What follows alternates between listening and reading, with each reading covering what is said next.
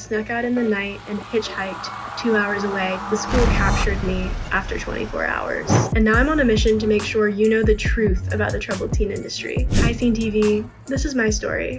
When I was 17, my parents sent me to a therapeutic boarding school in Arizona. They believed the marketing that this was a mental health facility for teen girls, where young people can find the true sense of themselves. But that couldn't have been further from the truth.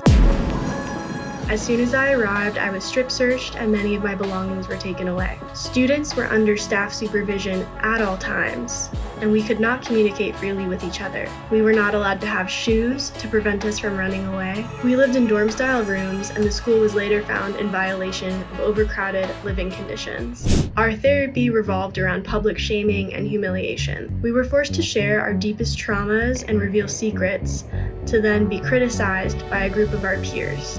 We were frequently put through physical and psychological challenges that were designed to break us. We were locked in dark rooms for hours at a time with loud music. We were forced to carry 5 pounds of sand with us everywhere we went for months at a time, and sometimes we were not allowed to speak for days, weeks, or months. When I finally earned some privileges, my family visited. I tried to tell them what was going on, but the school had already told them I was going to lie and not to believe me. When my parents left after my first visit, I knew I had to take my escape into my own hands. So I snuck out in the night and hitchhiked 2 hours away, trying to get to the airport. The school captured me after 24 hours. I was returned to campus, and any resistance I had was then punished out of me. For weeks, I had no shoes, I had to sleep on the floor, I had a staff within arm's distance at all times, showering, using the bathroom. One morning, they even put me in a van, drove me out into the desert, and made me hike all day in silence. At that point, I realized if I wanted to ever get out, I had to get with the program. I stayed at Spring Ridge for 13 months before I graduated. By that point, I'd embraced the program as the only community and place I had. The program had brainwashed me into believing that they saved my life. I was now reformed and the perfect poster child. After I graduated, I returned often to mentor other students. Even though I was this poster child, I felt like something was deeply wrong inside, but no amount of Google searches could explain it for me. Then I watched Paris Hilton's documentary. I finally understood what was wrong. My memories began making sense, and I knew I wasn't alone.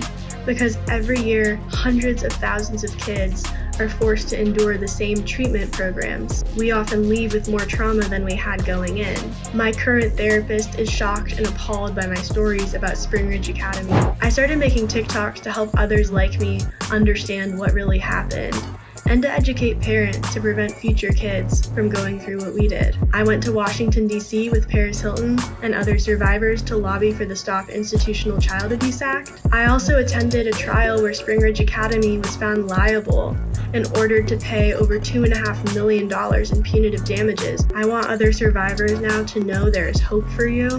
You have a community of people who believe you, and we will continue fighting for you. As Paris Hilton says, the children you abuse today will be the ones who take you down tomorrow. I am Scene.